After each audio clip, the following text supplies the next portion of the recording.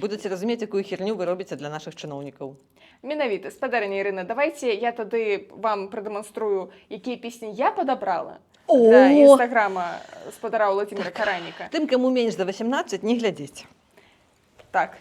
И чьи мы можем как это, Патриотические чувства верующих, да, так. да, тоже не надо. Я ведаю Дашу давно, надейно.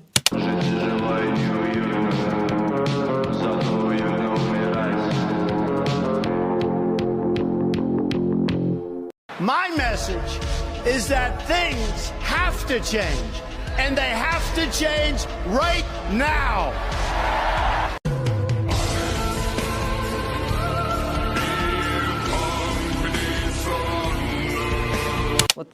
Вот кого треба було брати.